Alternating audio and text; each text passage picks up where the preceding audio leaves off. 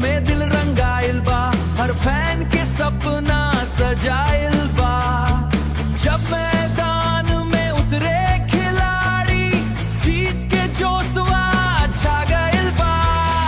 कोहली के बला गरजे आज, चौका छक्का करे अंदाज, पूरा स्टेडियम बोले साथ, आरसीबी लिखे जीत के राज, आरसीबी के जीत के राज।